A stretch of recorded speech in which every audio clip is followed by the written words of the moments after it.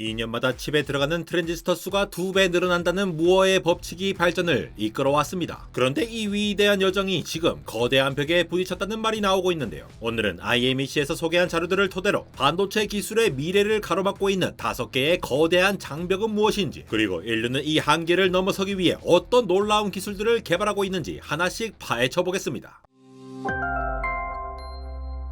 첫 번째는 바로 양자의 벽입니다. 트랜지스터는 전기를 흐르게 하거나 막는 스위치 역할을 하는데요. 이 스위치가 이제는 원자 수십 개 크기까지 작아진 상황입니다. 이렇게 작아지다 보니 기존의 물리 법칙이 통하지 않는 기이한 현상들이 나타나기 시작했는데, 가장 큰 문제는 바로 양자 터널링 현상입니다. 분명 스위치를 꺼서 전류를 막아야 하는데 전자가 벽을 유령처럼 그냥 통과해버리면서 누설 전류가 생기는 것이죠. 이것 때문에 전력 낭비가 심해지고 칩에 오류가 생기게 됩니다. 최근 반도체 파운드리와 메모리 업체들이 심혈을 기울여 극복하고자 하는 과제들 중 하나도 이러한 미세한 세상에서 기존에는 없던 문제가 생기면서 누설 전류를 막아 목표로 하는 성능과 전력 수준을 달성하기 위함인 것이죠. 이 문제를 해결하기 위해 트랜지스터의 구조를 완전히 뜯어고치기 시작하는데요. 바로 2D 평면에서 3D 입체 구조로의 진화입니다. 과거에 트랜지스터는 평평한 바닥에 채널, 즉 전자가 다니는 길이 있었습니다. 이 길 위에 게이트라는 문을 만들어서 전류를 제어했죠. 이게 바로 플라너 평면 구조입니다. 하지만 이게 너무 작아지니 문을 닫아도 전자가 옆으로 슬금슬금 새어나갔던 거죠. 그래서 과학자들은 아이디어를 냅니다. 아예 길 자체를 지느러미처럼 위로 불쑥 솟아오르게 만들자. 이게 바로 핀팻 구조입니다. 물고기 지느러미처럼 생긴 이 채널을 게이트가 3면에서 감싸니까 전자의 움직임을 훨씬 효과적으로 통제할 수 있게 된 거죠. 덕분에 우리는 22나노 공정 이후에도 한동안 스케일링을 이어갈 수 있었습니다. 하지만 핀팻의 채널이 더 얇아지면서 단 채널 효과가 다시 증가하자 업계는 게이트가 4면을 감싸는 게이트 올 어라운드 나노시트 구조로 전환했습니다. 목표는 완벽한 차단이 아니라 더 높은 전하 제어 능력으로 미세화해서 증가하는 누설 전류를 크게 억제하자는 것이죠. GAA 기술 경쟁은 현재 매우 치열한데요. 삼성전자가 2022년 세계 최초로 3나노 GAA 공정 양산을 시작하며 포문을 열었고, TSMC는 2025년 하반기 N2 공정의 GAA 도입을 목표로 하고 있습니다. 이렇게 엄청나게 좋은 트랜지스터를 수십억 개 만들어도 이들을 연결하는 도로, 즉 배선이 꽉 막혀버리면 아무 소용이 없습니다. 이게 바로 두 번째 장벽, 인터커넥트, 즉 연결의 벽입니다. 지난 수십 년간 반도체 내에서 연결을 하려면 구리를 배선 재료로 사용해왔습니다. 그런데 이 구리 배선 폭이 약 40나노미터 이하로 좁아지자 크기 효과라 부르는 사이즈 이펙트 때문에 저항이 기하급수적으로 커졌는데요. 배경을 좀 더 설명드리자면, 금속 안에서 전자는 원자 핵과 부딪히지 않고 자유롭게 이동하는 평균 거리가 있는데, 배선 폭이 이 거리와 비슷해질 정도로 좁아지면 전자가 배선 표면이나 결정 경계면에 너무 자주 부딪혀 저항이 폭증하는 겁니다. 이 문제를 해결하기 위해 두 가지 혁신이 동시에 진행되고 있습니다. 첫 번째는 새로운 배선 소재의 등장으로 구리를 대체한 유력한 후보인 루테늄과 몰리브덴이 떠오르고 있는데요. 이 신소재들은 아주 얇은 배선에서 저항 증가가 덜하고 신뢰성도 높아 차세대 배선의 핵심으로 연구되고 있죠. 두 번째는 더 혁신적인데요. 바로 칩의 구조를 뒤집는 겁니다. 안대공학에서는 상당히 여러 번 다루었던 후면 전력 공급망 Backside Power Delivery Network BSPDN이라는 기술인데요. 기존에는 데이터가 다니는 신호선과 전기를 공급하는 전력선이 모두 칩의 앞면에 얽혀 있어 교통체증이 심했는데, BSPDN은 이 전력망을 웨이퍼 후면으로 완전히 분리해서 백사이드 via라는 수직 통로를 통해 트랜지스터 근처로 전력을 짧고 굵게 공급합니다. 이렇게 신호선과 전력선을 분리하여 웨이퍼를 앞뒷면으로 사용하면 전면의 배선 혼잡도를 낮추고 전압 강화 문제를 개선해 칩의 성능과 전력 효율을 동시에 끌어올릴 수 있지만, 그만큼 웨이퍼가 너무나도 얇아지고 공정에서 단계가 많이 늘어나기에 생산성이 떨어지거나 수율을 증가시키는 데에 과제가 있는 상황이죠. 세 번째 장벽은 이 모든 것을 현실로 만들어내는 제조의 벽입니다. 원자 단위의 회로를 웨이퍼에 새기려면 극도로 짧은 파장의 빛이 필요한데요. 그래서 등장한 것이 바로 EUV 극자외선 노광 기술입니다. 하지만 2나노 이하의 세계로 들어가려니 기존 EUV 장비의 해상도가 부족해졌는데요. 그래서 최근에는 네덜란드의 ASML이 차세대 장비인 하이엔의 EUV를 개발했고, 반도체 파운드리나 메모리 제조업체에서 이 장비 도입을 했거나 도입을 검토 중입니다.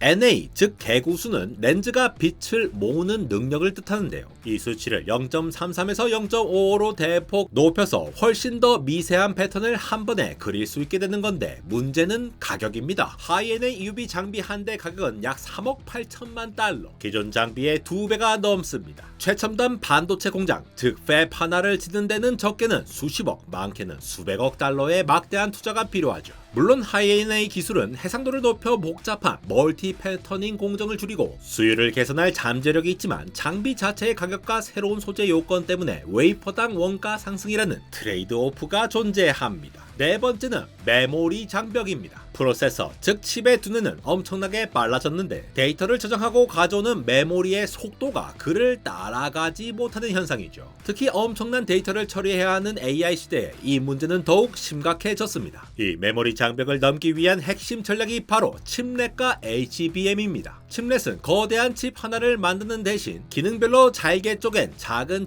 칩넷들을 각 기능에 최적화된 공정으로 따로 만들어서 레고처럼 조립하는 방식이죠. 이를 통해 수율, 비용, 확장성이라는 세 마리 토끼를 잡는 구조이죠. 그리고 HBM은 메모리 장벽을 정면으로 돌파하는 기술인데요. 여러 개의 D램 칩을 아파트처럼 수직으로 쌓아 올려 데이터가 다니는 도로 자체를 엄청나게 넓힌 겁니다. 최신 HBM3E 같은 경우 스택 하나당 초당 1TB가 넘는 막대한 대역폭을 제공하는데요. 이 HBM 스택을 GPU 바로 옆에 2.5D 방식으로 가깝게 배치해서 데이터 이동 거리와 에너지 소모를 획기적으로 줄였습니다. 엔비디아의 H100, 블랙엘 같은 최신 AI 가속기들은 모두 HBM을 필수적으로 사용하고 있죠. 마지막 다섯 번째 장벽은 기술 자체라기보다는 산업을 둘러싼 생태계의 벽입니다. 과거 반도체 공급망은 특정 지역에 너무 편중되어 있었죠. 예를 들어 노광 공정에 쓰이는 네온가스는 우크라이나 의존도가 높았는데 2022년 전쟁으로 공급에 큰 차질을 빚기도 했습니다. 물론 이후 공급선 다변화가 진행되었지만 이는 공급망 안정의 중요성을 일깨운 계기가 되었는데요. 이러한 지정학적 위기 속에서 각국은 반도체 자립을 위해 미국의 칩스법처럼 막대한 보조금과 세액공제를 지원하며 자국 내 공장 유치에 사활을 걸고 있습니다. 또 하나의 심각한 문제는 바로 인재 부족입니다. 수십조 원짜리 최첨단 팹도 그걸 설계하고 운영할 숙련된 엔지니어가 없다면 무용지물이죠. 마지막으로 지속 가능성 문제입니다. 대형 팹은 하루에 200만에서 400만 갤런의 즉 수만 톤의 엄청난 양의 물을 사용하고 막대한 전력을 소비하는데요. 이에 TSMC가 애리조나에 대규모 수자원 재활용 시설을 짓는 등 업계는 친환경 기술 개발에도 총력을 기울이고 있습니다. 지금까지 반도체의 미래를 가로막는 5개의 거대한 장벽에 대해 알아보았습니다. 너무 작아서 생긴 양자의 벽은 트랜지스터를 3D로 진화시켰고 도로가 막히는 상호 연결의 벽은 새로운 소재와 후면 전력 공급 기술을 낳았죠. 천문학적인 제조의 벽은 칩넷이라는 새로운 설계 방식을 가속화했고 데이터 폭록 현상인 통합의 벽은 HBM과 같은 3D 패키징 기술을 중심으로 끌어올렸죠. 마지막으로 지정학, 인재 환경이라는 생태계의 벽은 산업의 판도 자체를 바꾸고 있는데요. 이제 반도체의 미래는 단순히 더 작게 만드는 것만으로는 열리지 않는 것입니다. 소자, 배선, 제조, 패키징, 그리고 글로벌 생태계까지 이 모든 것을 함께 최적화하는 총체적인 혁신의 시대가 시작된 것이죠. 단순한 스케일링의 시대는 끝났습니다. 이 나노 스케일의 미로를 성공적으로 탐험하는 작업, 다가올 옴스트롱 시대의 기술 패권을 거머쥐게 될 것이라는 전망 아래 나노 스케일에서 원자 수준의 컨트롤을 마구마구 보여주며 기깔나게 멋진 제품들이 쏟아지는 인류의 하이테크 기술에 머리가 어질어질하여 온몸을 부르르 떨며 흥분을 감추지 못하고 있는 안내공화 에러였습니다.